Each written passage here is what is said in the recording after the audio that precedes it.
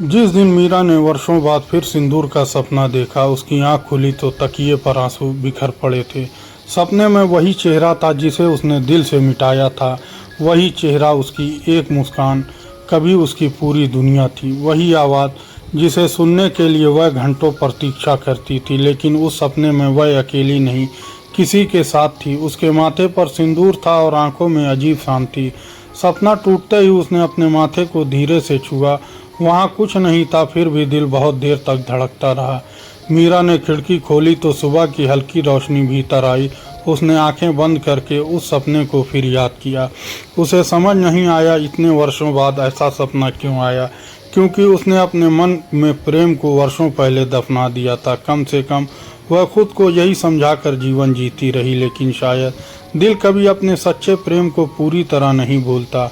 मीरा की उम्र अब 32 वर्ष हो चुकी थी। छोटे शहर की उस लड़की ने बहुत कुछ अकेले सहा था।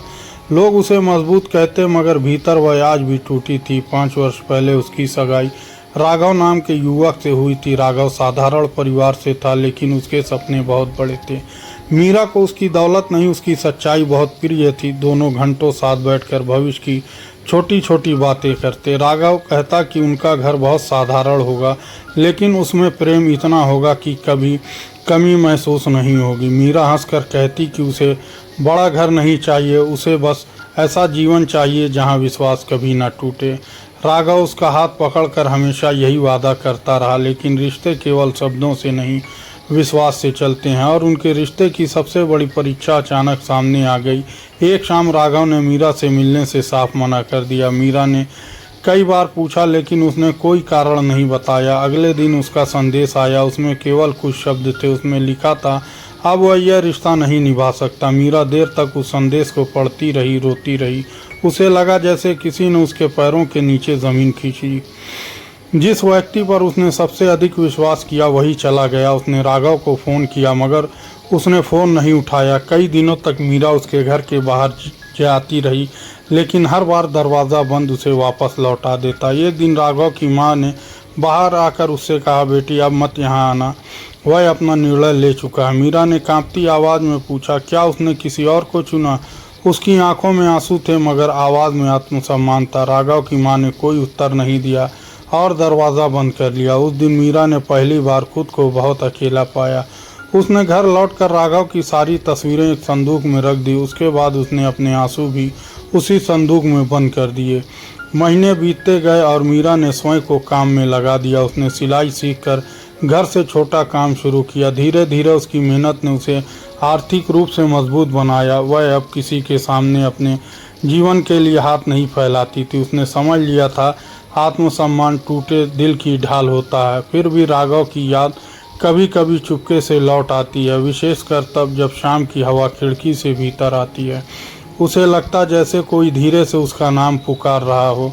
फिर वह स्वयं को समझा कर कहती, जो गया उसे जाने दो।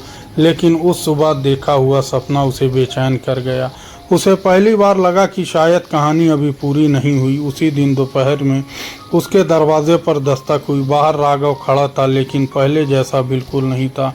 उसके चेहरे पर पछतावा था और आंखों में बहुत थकान। मीरा कुछ क्षण उसे पहचान कर भी पहचानना नहीं चाहती थी। राघव ने धीमी आवाज़ में कहा, मीरा, मुझे तुमसे बात करनी है। मीरा दरवाजे पर खड़ी रही और बोली, कहो क्या बात है? राघव ने आगे झुका लिया और कहा, मैंने तुम्हें धोखा दिया था। मीरा का चेहरा शांत रहा, मगर भीतर पुराना दर्द जाग गया। उसने पूछा, क्यों? राघव ने कहा, मुझे लगा था तुम्हें छोड़ना तुम्हारे लिए अच्छा होगा। मीरा ने हैरानी से देखा और कुछ समझ नहीं पाई। राघव ने कहा, लेकिन मेरा फैसला मेरी सबसे बड़ी भूल थी। उसने बताया कि उसके पिता भारी कर्ज में डूब गए थे। राघव को डर था कि मीरा का जीवन भी बर्बाद होगा। इसी डर ने उसे एक ऐसा निर्णय लेने पर मजबूर कर दिया। उसने अपने मित्र की बातों पर भी आंख बंद करके विश्वास किया था। उस मित्र ने राघव से कहा था कि मीरा का परिवार कभी उसके गरीब घर में अपनी बेटी नहीं भेजेगा।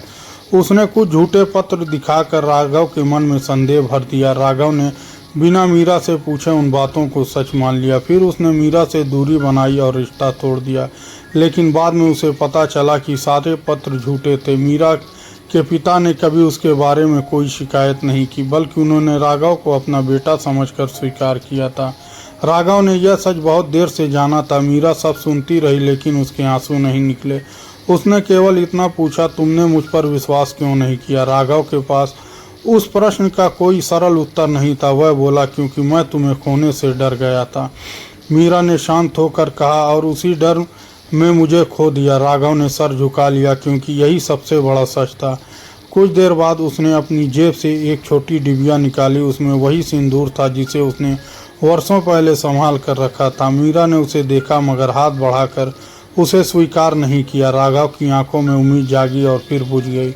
मीरा ने कहा, सिंदूर से पहले विश्वास लौटाना पड़ेगा।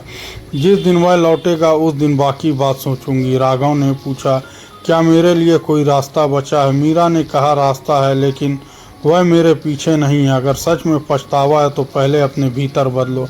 राघव ने पहली बार समझा कि प्रेम मांगने से नहीं मिलता। प्रेम दोबारा पाने के लिए विश्वास दोबारा कमाना पड़ता। वह बिना कोई शिकायत किए वहां से चला गया। अगले कई महीने तक राघव ने मीरा से मिलने की कोशिश नहीं की। वह केवल उसके पिता के काम में चुपचाप सहायता करता रहा। मीरा को जब यह पता चला तो उसका मन विचलित हुआ। उसने पहली बार सोचा कि शायद राघव सच में बदल रहा है, लेकिन उसके भीतर वर्षों पुराना घाव अभी भी जीवित था। वह डरती थी कि कहीं फिर वही कहानी न दोहराई जाए। एक दिन मीरा के पिता ने उससे एक बात कही। उन्होंने कहा, बेटी, क्षमा करना और वापस जाना अलग बातें हैं। दिल से बोझ हटाओ मगर अपना सम्मान कभी मत छोड़ना।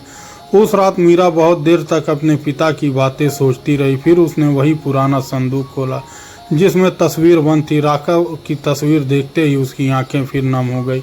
लेकिन इस बार उन आंसुओं में केवल दर्द नहीं था, उसमें उस प्रेम की भी हल्की सी रोशनी थी जिसे उसने वर्षों से अंधेरे में अकेला छोड़ दिया था। कुछ दिनों बाद राघव फिर उसके सामने आया। इस बार उसके हाथ में कोई सिंदूर की डिबिया नहीं थी। उसने केवल एक कागज मीरा की ओर बढ़ाया। मीरा ने पूछा, यह क्या है? राघव ने कहा, यह मेरे हिस्से की सारी संपत्ति का कागज है। मैं इसे तुम्हें नहीं दे रहा बल्कि अपने पिता को लौटा रहा हूँ।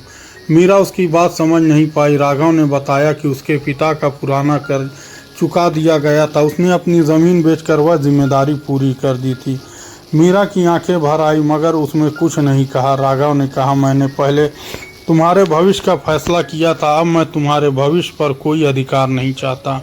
अगर तुम मुझे स्वीकार नहीं करोगी तब भी मैं तुम्हें सम्मान दूंगा, क्योंकि अब समझ आया प्रेम अधिकार नहीं जिम्मेदारी होता है। मीरा ने पहली बार उसकी आंखों में सीधा देखा। वहाँ पहले वाला आत्मविश्वास नहीं, सच्चा पश्चाताप दिखाई दिया।